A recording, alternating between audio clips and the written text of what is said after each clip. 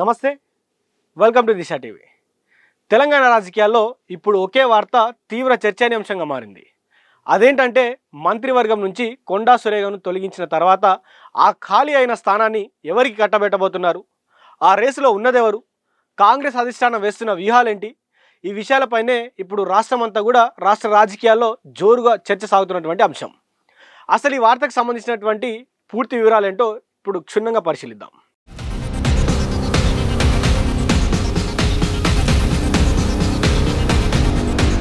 తెలంగాణ రాజకీయాల్లో కొండా సురేఖ వ్యవహారం ఇప్పుడు కాంగ్రెస్ పార్టీకి ఒక పెద్ద టాస్క్లా మారింది. మంత్రివర్గం నుంచి కొండా సురేఖను తొలగించి ఆ స్థానంలో మరొకరికి మంత్రి పదవి ఇవ్వాలని అధిష్టానం యోచిస్తున్నట్లు ప్రచారం జరుగుతుంది. అయితే సురేఖను ఆ పదవి నుంచి తప్పిస్తే ఎదురయ్యే రాజకీయ విమర్శలకు చెక్ పెట్టాలని హైకమాండ్ ముందే పక్కా ప్లాన్ వేస్తున్నట్టు తెలుస్తుంది.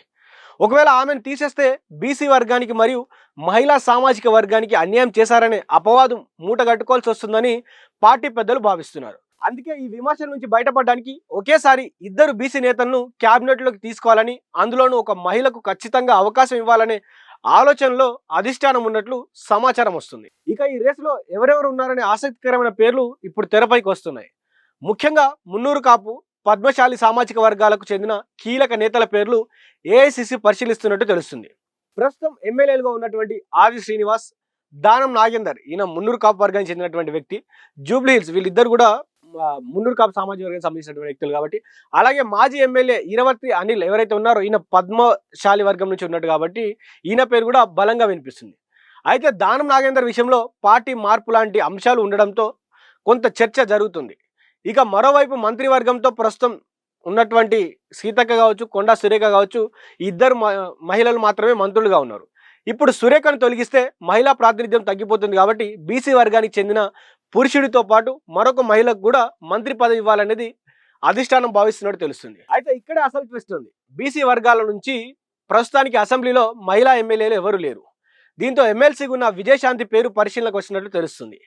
ఆమె పార్టీలో చేరే ముందే తనకు క్యాబినెట్లో స్థానం కల్పిస్తామని అధిష్టానం హామీ ఇచ్చిందని ఆమె సన్నిహితులు చెబుతున్నారు. కానీ ఒకవేళ విజయశాంతిని నేరుగా మంత్రివర్గంలోకి తీసుకుంటే సీనియర్ నేతల నుంచి వ్యతిరేకత వచ్చేటువంటి అవకాశం లేకపోలేదు.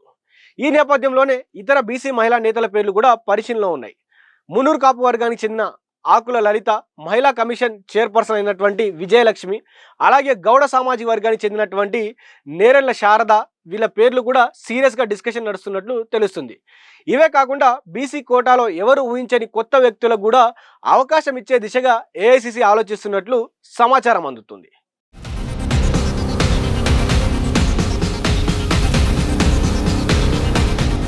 ఇక్కడ మరో ఆసక్తికరమైన కోణం ఏంటంటే, అది కూడా చాలా ప్రచారంలో ఉన్నటువంటి ఆసక్తికరమైన విషయం ఏంటంటే, అదే అజారుద్దీన్ ఫార్ములా. గతంలో జూబ్లీహిల్స్ ఎన్నికల సమయంలో మైనార్టీ వర్గానికి చెందిన అజారుద్దీన్కు ముందుగా మంత్రివర్గంలో తీసుకొని ఆ తర్వాత గవర్నర్ కోటాలో ఎమ్మెల్సీగా నియమించారు. ఇప్పుడు కూడా చట్టసభ సభ్యులు కానటువంటి వాళ్ళు అట్లాంటి నాయకులను ముందుగా మంత్రులుగా తీసుకొని 6 నెలల్లోపు ఎమ్మెల్సీగా నియమించేటువంటి వెసులుబాటును ఉపయోగించుకోవాలని చూస్తున్నారు. ఎందుకంటే ఈ ఏడాది చివరిలో గవర్నర్ కోటాలో 3 ఎమ్మెల్సీలు రిటైర్ అవుతున్నారు కాబట్టి ఆ స్థానాలను భర్తీ చేసే అవకాశం ఉంటుంది. ముఖ్యంగా ఉమ్మడి నిజామాబాద్ జిల్లా నుంచి ప్రస్తుతం క్యాబినెట్లో ప్రాతినిధ్యం లేదు కాబట్టి ఆ జిల్లాకు చెందిన ఇరవర్తి అనిల్ ఎవరైతే ఉన్నారో, లేకపోతే ఆకుల లలితకు అవకాశం ఇస్తే ఆ లోటు లేకుండా తీరుతుందని రాజకీయ విశ్లేషకులు భావిస్తున్నారు.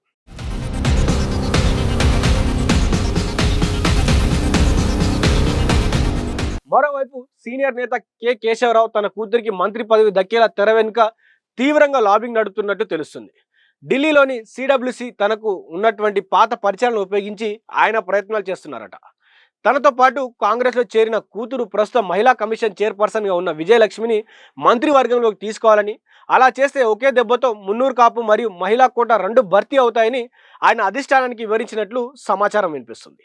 మరి రాజకీయ సమీకరణాల మధ్య చివరికి కొండా స్థానం ఎవరికి వర్తిస్తుంది, ఏఐసిసి ఎవరి వైపు మొగ్గు చూపుతుంది అనేది కూడా వేచి చూడాలి. చూస్తూనే ఉండండి దిశ టీవీ.